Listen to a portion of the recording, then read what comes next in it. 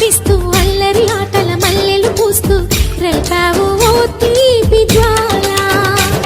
ఒక పక్కన రక్కసి మూకలతో సమరాలను చేసి